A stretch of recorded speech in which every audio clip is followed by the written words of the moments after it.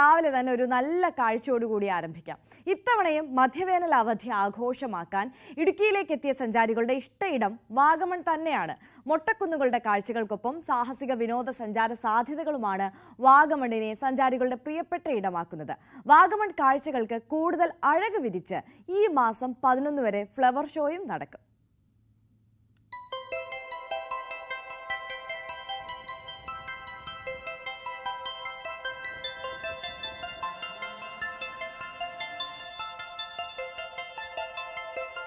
ഹൈറേഞ്ചിന്റെ തണുപ്പു തേടിയെത്തുന്ന സഞ്ചാരികളുടെ പറുദീസയാണ് വാഗമൺ. പുലർച്ചെ മഞ്ഞിന്റെ മേലങ്കി അണിഞ്ഞു കിടക്കുന്ന മൊട്ടക്കുന്നുകളും തേയിലച്ചെരുവുകളും, പൈൻമരങ്ങൾക്കിടയിലൂടെ ഒരു നടത്തം. അങ്ങനെ ആസ്വദിക്കാൻ ഏറെയുണ്ട് വാഗമണ്ണിൽ.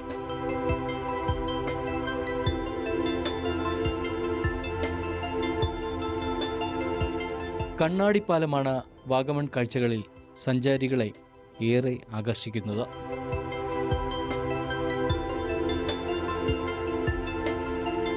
പ്രായം നോക്കി നമ്മൾ നോക്കിക്കഴിഞ്ഞ് കഴിഞ്ഞാൽ ഈ ഗ്ലാസ് ബ്രിഡ്ജിൽ ഇത്രയും കയറുക എന്ന് പറഞ്ഞാൽ ഒരു ഭാഗ്യമായിട്ട് തന്നെ കാണുന്നു.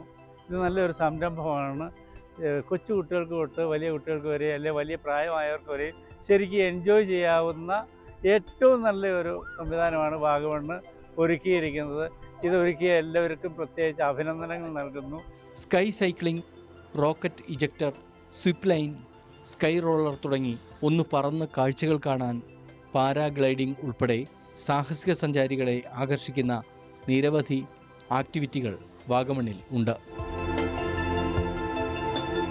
ഉച്ചയ്ക്ക് ശേഷം ചില ദിവസങ്ങളിൽ പെയ്യുന്ന വേനൽമഴ സഞ്ചാരികൾക്ക് ചെറിയ നിരാശ ഏകുന്നുണ്ട്. വൈവിധ്യങ്ങളായ പൂക്കളുമായി പുഷ്പമേള എത്തിയതോടെ കാഴ്ചകൾക്ക് കൂടുതൽ നിറം കൈവരുന്നുണ്ട്. ഇത് വളരെ നല്ല ബ്യൂട്ടിഫുൾ ആയിട്ടുള്ള ഒരു സ്പോട്ടായിട്ടുള്ള തോന്നുന്നത്. ഞാനിപ്പോൾ ഇന്ന് രാവിലെ വന്നതാണ്. ഇപ്പോൾ പല സ്ഥലത്തും പോയി, പക്ഷെ ഞങ്ങൾക്ക് എല്ലാവർക്കും നന്നായി തോന്നിയ ഒരു വളരെ കണ്ണിന് വളരെയധികം കുളിർമ കിട്ടുന്ന ഒരു പ്ലേസ്. വളരെ നീറ്റ് ആൻഡ് ക്ലീൻ ആണ്. അപ്പോൾ നല്ല ഭംഗിയുള്ള സ്ഥലം, നല്ല ക്ലൈമറ്റാണ്. ഇപ്പോൾ വളരെ മനോഹരമായിരിക്കുന്നു. ഏറ്റവും വലിയ പ്രത്യേകത എന്ന് പറഞ്ഞാൽ നല്ല രീതിയിൽ മെയിൻറ്റെയിൻ ചെയ്തിട്ടുള്ളതാണ്.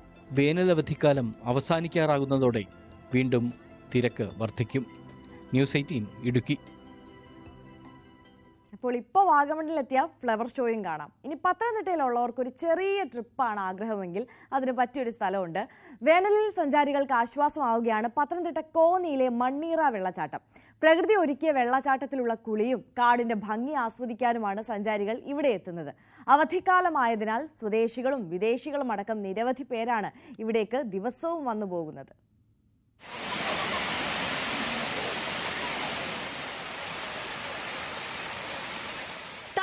പഞ്ചായത്തിലാണ് മണ്ണീറ വെള്ളച്ചാട്ടം. മണ്ണീറ വനത്തിൽ നിന്ന് ഉത്ഭവിക്കുന്ന കാട്ടരുവികളിൽ നിന്ന് ഒഴുകിയെത്തുന്ന വെള്ളമാണ് താഴേക്ക് പതിക്കുന്നത്. അവധിക്കാലവും വേനലുമായതോടെ മണ്ണീറ വെള്ളച്ചാട്ടം കാണാൻ എത്തുന്നവരുടെ എണ്ണം കൂടി. മഴക്കാലത്താണ് വെള്ളം ശക്തമായി ഒഴുകുന്നതെങ്കിലും ഇപ്പോൾ ഇടയ്ക്ക് പെയ്യുന്ന മഴ വെള്ളച്ചാട്ടത്തെ സജീവമാക്കിയിട്ടുണ്ട്. ഇവിടെ എത്തുന്ന സഞ്ചാരികൾ ഏറെ നേരം ചെലവിട്ടാണ് മടങ്ങാറ്.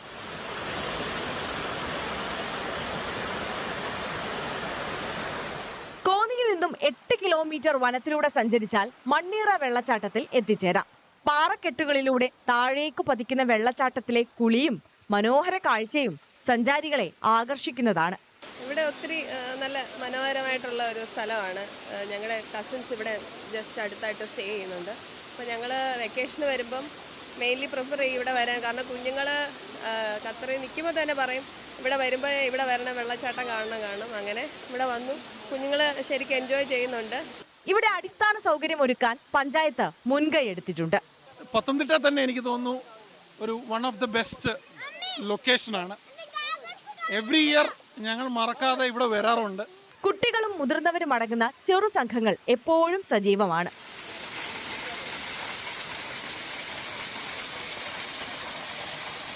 മണ്ണീറയിൽ തന്നെ സഞ്ചാരികളെ ആകർഷിക്കുന്ന മറ്റ് 2 വെള്ളച്ചാട്ടങ്ങൾ കൂടിയുണ്ട്. ന്യൂസ് 18 പത്തനംതിട്ട. കോഴിക്കോട് ജില്ലയിലെ എന്റെ കേരളം പ്രദർശന വിപണന മേളയ്ക്ക് തുടക്കമായി. മുഖ്യമന്ത്രി പിണറായി വിജയൻ മേള ഉദ്ഘാടനം ചെയ്തു. ഈ മാസം 12 വരെ ബീച്ചിലാണ് മേള നടക്കുന്നത്.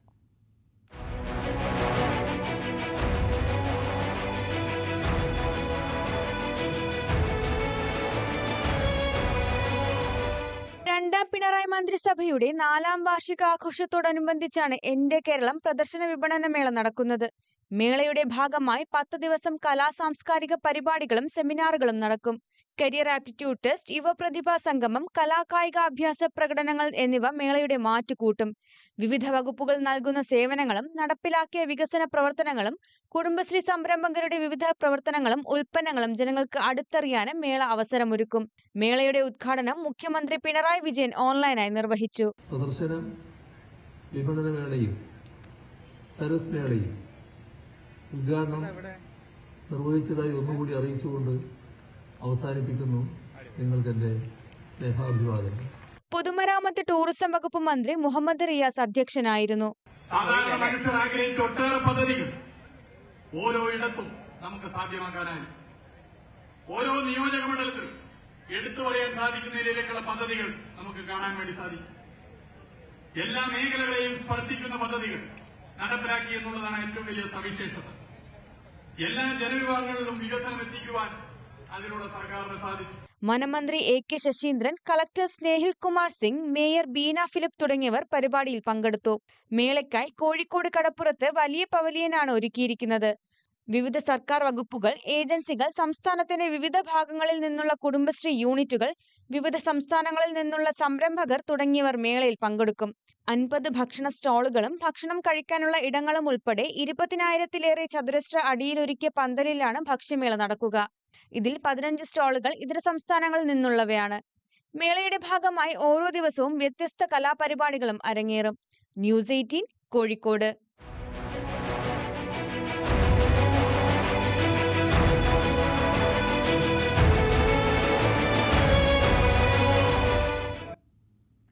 തിരുവനന്തപുരം നെയ്യാർ ഡാം റിസർവോയറിലെ കൂട് മത്സ്യകൃഷി വിളവെടുത്തു. ആദിവാസി വിഭാഗങ്ങൾക്ക് വരുമാനം ഉറപ്പാക്കാനായാണ് പദ്ധതി നടപ്പാക്കുന്നത്.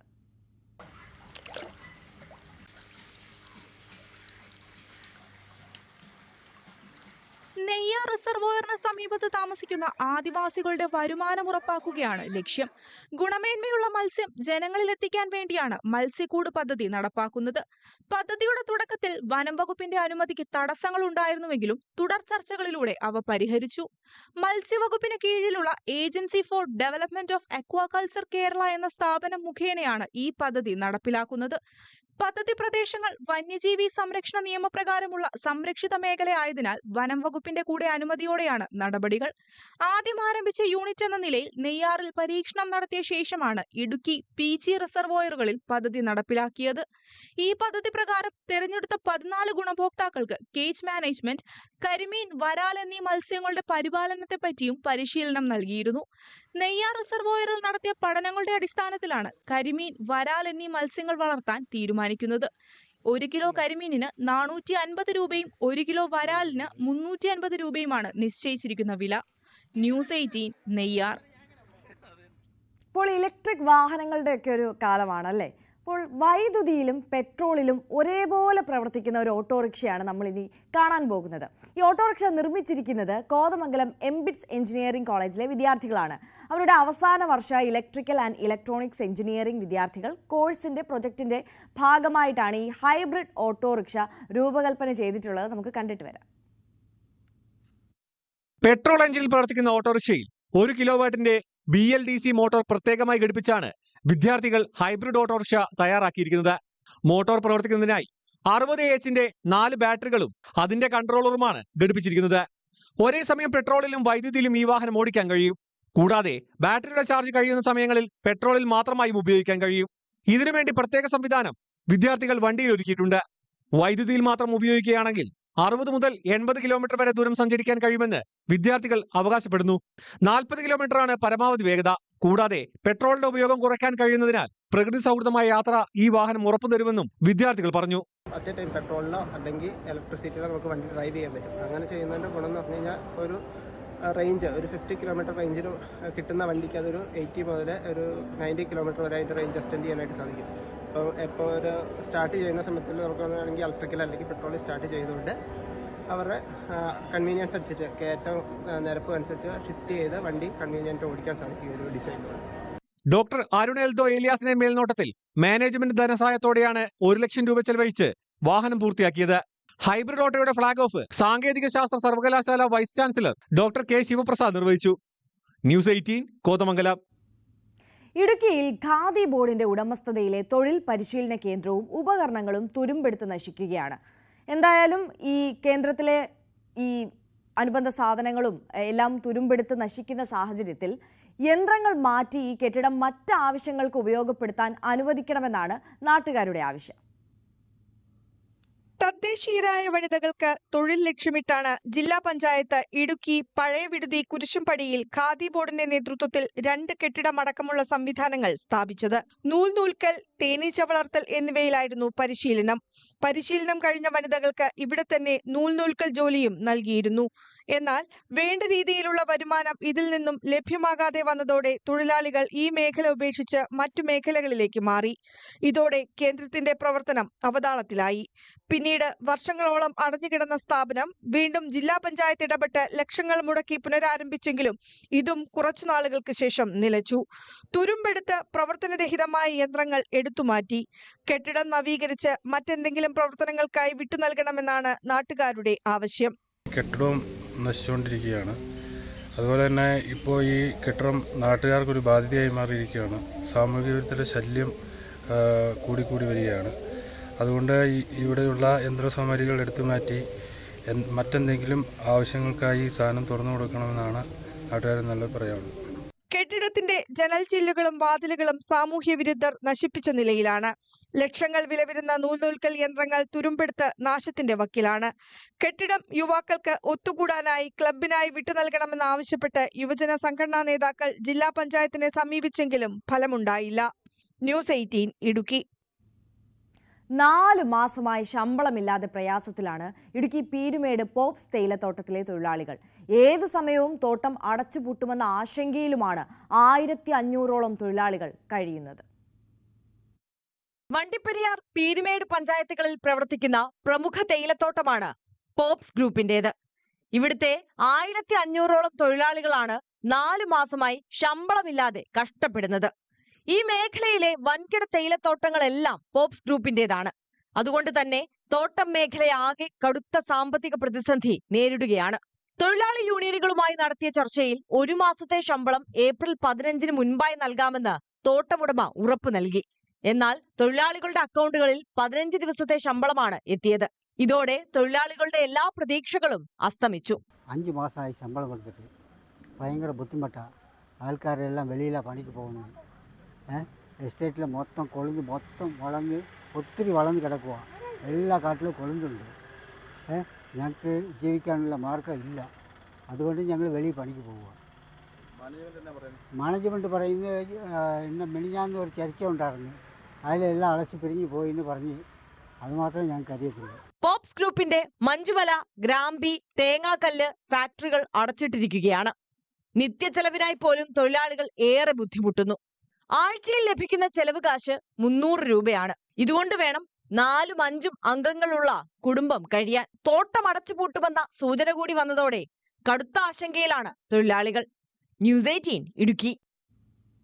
പാലക്കാട് തൃത്താല പടിഞ്ഞാറങ്ങാടിയിൽ നിർമ്മിക്കുന്ന ബസ് കാത്തിരിപ്പ് കേന്ദ്രം ജനങ്ങൾക്ക് ബുദ്ധിമുട്ട് സൃഷ്ടിക്കുന്നതായി പരാതി. മാനദണ്ഡങ്ങൾ ലംഘിച്ചുകൊണ്ടാണ് നിർമ്മാണമെന്നും ആരോപണമുണ്ട്. പാലക്കാട് പടിഞ്ഞാറങ്ങാടി കൂറ്റനാട് റോഡിലാണ് ബസ് കാത്തിരിപ്പ് കേന്ദ്രത്തിനായുള്ള നിർമ്മാണം ആരംഭിച്ചിരിക്കുന്നത്.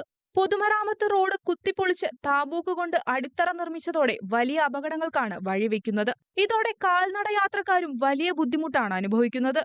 ഇതിന്റെ തൊട്ടടുത്ത് ഒരു ഡോക്ടർ ഇരിക്കുന്നുണ്ട്. അവിടേക്ക് രോഗികളുമായി പോകുന്ന കാര്യത്തിലും വാഹനങ്ങൾക്ക് ബുദ്ധിമുട്ടുണ്ട്. നിലവിൽ മാനദണ്ഡങ്ങളെല്ലാം കാറ്റിൽ പറത്തിയാണ് പുതിയ ബസ് കാത്തിരിപ്പ് കേന്ദ്രം നിർമ്മിച്ചുകൊണ്ടിരിക്കുന്നതെന്നും ഇത് പൊളിച്ചു മാറ്റി സ്ഥാപിക്കണമെന്നുമാണ് നാട്ടുകാരുടെ ആവശ്യം. ഈ റോഡിന്റെ കൃത്യമായ അകലം പോലും പാലിക്കാതെ ജനങ്ങൾക്ക് ബുദ്ധിമുട്ടുണ്ടാവുന്ന രീതിയിലുള്ളൊരു പ്രവർത്തനമാണ് ഇവിടെ നടന്നുകൊണ്ടിരിക്കുന്നത്. അതേസമയം പടിഞ്ഞാറങ്ങാടിയിലെ പുതിയ ബസ് കാത്തിരിപ്പ് കേന്ദ്രത്തിന് അപാകതകൾ ഉണ്ടെങ്കിൽ അവ അടിയന്തരമായി പരിശോധിച്ച് മേൽ നടപടികൾ സ്വീകരിക്കാൻ പൊതുമരാമത്ത് വകുപ്പ് അധികൃതരോട് ആവശ്യപ്പെട്ടിട്ടുണ്ടെന്ന് മന്ത്രിയുടെ ഓഫീസ് വൃത്തങ്ങൾ അറിയിച്ചു. ന്യൂസ് 18 പട്ടാമ്പി. അന്തരിച്ച യുവ ചിത്രകാരൻ അർജുൻ കെ ദാസിന്റെ ഓർമ്മയ്ക്കായി ബേക്കലിൽ ചിത്രമതിൽ ഒരുക്കി കുടുംബം. അർജുൻ കെ ദാസ് ഫൗണ്ടേഷനും BRDCയും ചേർന്നാണ് ചിത്രമതിൽ ഒരുക്കിയത്.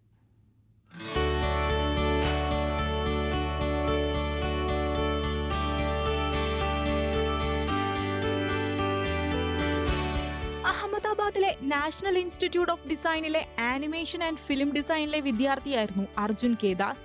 2015 ജൂൺ 20 ഗാംഗ്ടോക്കിൽ നദിയിൽ വീണായിരുന്നു മരണം.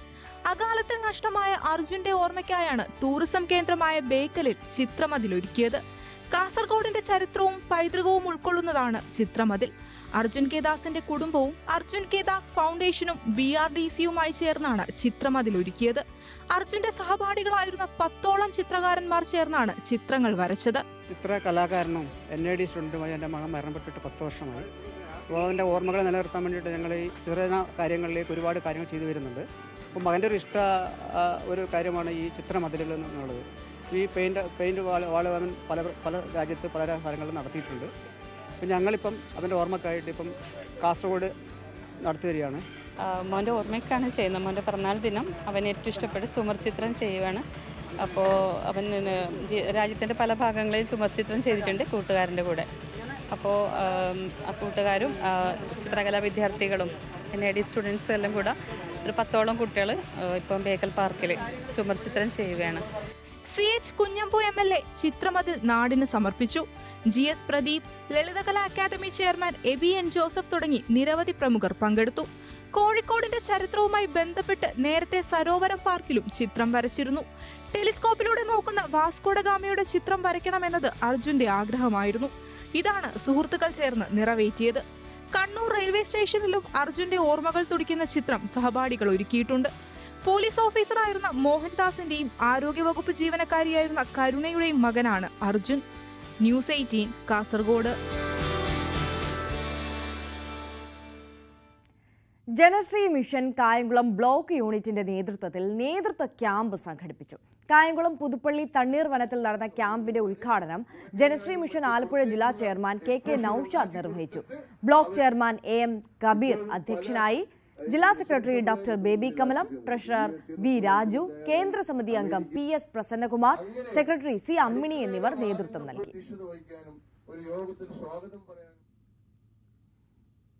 അപ്പോൾ ഇത് മാമ്പഴ കാലമാണല്ലോ. അപ്പോൾ നമ്മൾ ഒരു മാമ്പഴ ഫെസ്റ്റിന്റെ കാഴ്ചയിലേക്കാണ് ഇനി പോകുന്നത്. മധുരമൂറും മാമ്പഴ കാഴ്ച ഒരുക്കിയിരിക്കുകയാണ് കാസർഗോഡ് പടന്നക്കാട് കാർഷിക കോളേജിൽ. ഇത്തവണ എക്സൈസ് ഡിപ്പാർട്ട്മെന്റുമായി സഹകരിച്ചാണ് മാമ്പഴമാകട്ടെ ലഹരി എന്ന ആശയത്തിൽ ഈ ഫെസ്റ്റ് സംഘടിപ്പിച്ചിരിക്കുന്നത്.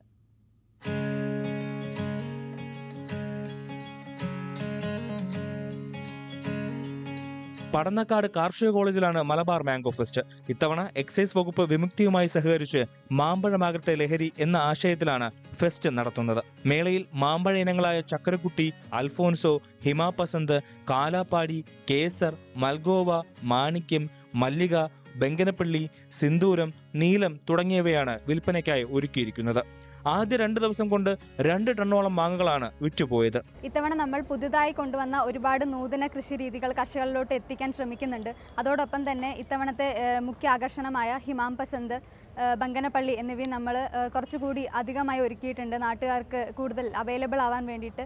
അതുപോലെ തന്നെ ഇത്തവണ കേരള എക്സൈസ് വകുപ്പുമായി ചേർന്നിട്ട് മാമ്പഴമാകട്ടെ ലഹരി എന്നൊരാശയം നാട്ടുകാരിലോട്ടും യുവത്വത്തിലോട്ടൊക്കെ എത്തിക്കാനുള്ളൊരു ശ്രമം കൂടിയാണ് ഇത്തവണ നമ്മുടെ മലബാർ മാംഗോ ഫെസ്റ്റ് മധുരം 2025 എന്ന് പറയുന്നത്.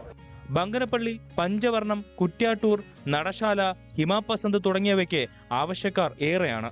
തൈവിൽപ്പന നഗരിയിൽ മാവിനങ്ങളായ ഫിറാങ്കിലുടുവ, മെർക്കുറി, ചന്ദ്രക്കാരൻ മുതലായവയ്ക്കും പ്ലാവിനങ്ങളിൽ വിയറ്റ്നാം, ഏർലിക്ക തുടങ്ങിയവയാണ് കൂടുതൽ വിറ്റുപോകുന്നത്. ഫെസ്റ്റിവൽ ഒരുക്കിയ ഫുഡ് കോർട്ട്, കൃഷിയിലെ നൂതന സാങ്കേതിക വിദ്യകൾ പരിചയപ്പെടുത്തുന്ന പ്രദർശനം, ആഗ്രോ ക്ലിനിക്കിന്റെ പ്രവർത്തനം എന്നിവയും ശ്രദ്ധേയമാണ്. മേളയോടനുബന്ധിച്ച് വിവിധ വിഷയത്തിൽ സെമിനാറുകളും സംഘടിപ്പിച്ചിട്ടുണ്ട്. ന്യൂസ് 18 കാസർഗോഡ്. കായംകുളം പുതിയവിള കൽപ്പകശ്ശേരിൽ ഗുരുക്കളച്ചൻ ക്ഷേത്രത്തിൽ കുചേലഗതിയുടെ ദൃശ്യാവിഷ്കാരം നടന്നു. 12ാമത് ശ്രീമദ് ഭാഗവത സപ്താഹയജ്ഞം 6ാം ദിവസത്തോടനുബന്ധിച്ചായിരുന്നു പരിപാടി. ഏവൂർ ശ്രീകൃഷ്ണ വനമാല കഥകളി യോഗത്തിന്റെ നേതൃത്വത്തിലാണ് ചടങ്ങുകൾ നടന്നത്. കുചേലിനായി കലാമണ്ഡലം ധനേഷ്, ശ്രീകൃഷ്ണനായി ദേവമാനസ കാളിയെഴുത്ത്, രുക്മിണിയായി ഏവൂർ മീനാക്ഷി എന്നിവർ അരങ്ങിലെത്തി.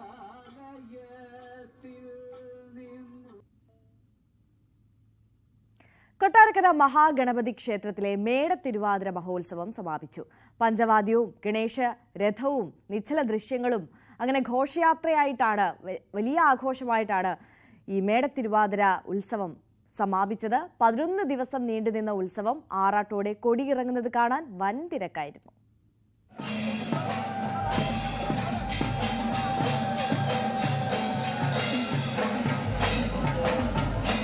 ക്ഷേത്രകുളത്തിൽ മഹാദേവന് ആറാട്ട് പൂജകൾക്ക് ശേഷമായിരുന്നു തൃക്കൊടി ഇറങ്ങിയത്.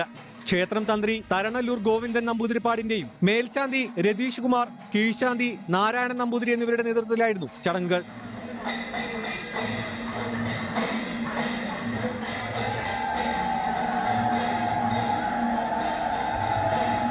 അമ്മൻകോവിൽ നിന്നായിരുന്നു ഘോഷയാത്ര പുറപ്പെട്ടത്.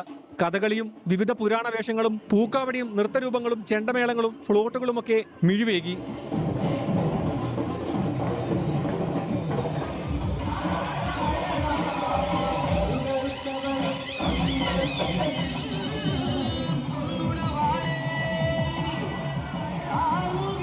നെറ്റിപ്പട്ടം കെട്ടിയെത്തിയ KSRTC വാഹനം ശ്രദ്ധ നേടി. ചന്തമുക്ക് പുലമൺ ജംഗ്ഷൻ ചുറ്റിയെത്തിയ ഘോഷയാത്ര ഗണപതി ക്ഷേത്രത്തിലെത്തിയതോടെ ഉത്സവത്തിന് സമാപനമായി.